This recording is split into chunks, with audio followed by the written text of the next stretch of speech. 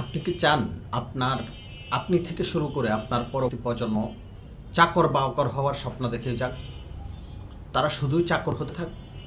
না, আমি কোনো চাকরি বা কর্মসংস্থান জাতীয় এই জাতীয় কিছুর কথা বলছি না।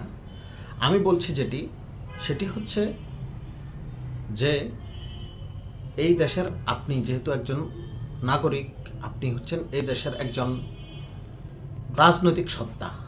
আপনি যেহেতু রাজনৈতিক সত্তা, এই দেশের প্রত্যেকটি নাগরিকের অধিকার কিন্তু সমান দেশে।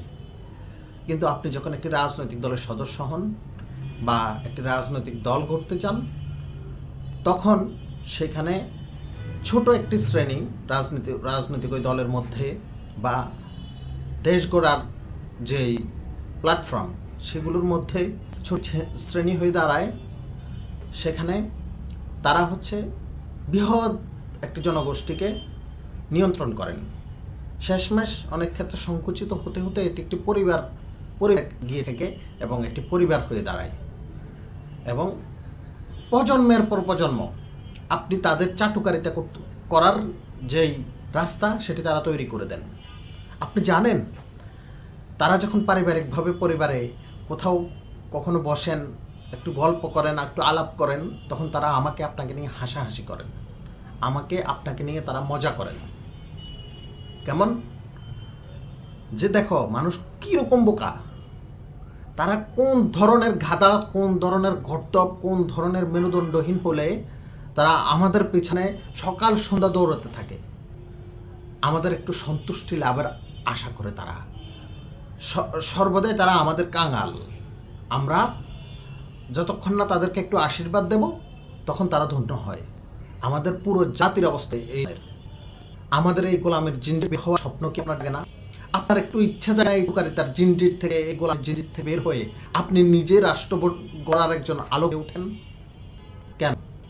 আপনাকে আল্লাহ যে ইয়েটা দিয়েছেন, যে ইন্দ্রগুলি সৃষ্টি করেন, আপনার একটি মস্তিষ্ক দিয়েছেন, আপনাকে চিন্তা করার ক্ষমতা দিয়েছেন, আপনার পা দিয়েছেন, আপনার এই ইচ্ছাটা কেন জাগে না? আপনারটা জাগে না?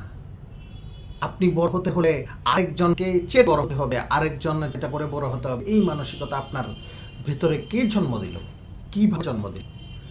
মূলত এই মানসিকতা জন্ম দিয়েছে এই সমাজ, এই সমাজের কিছু স্বার্থান্বেষী লোক।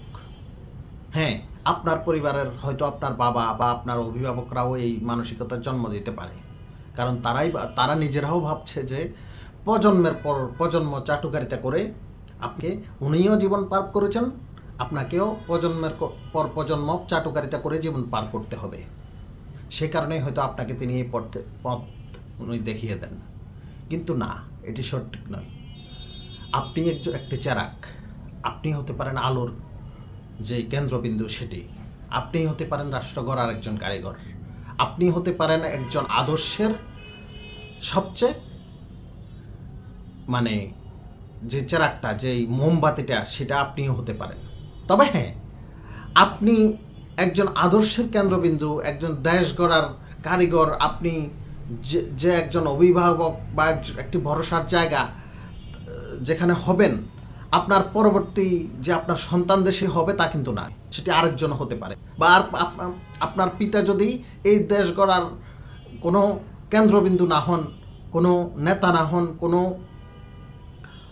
অভিভাবক না হন, সেটিও সমস্যা নেই।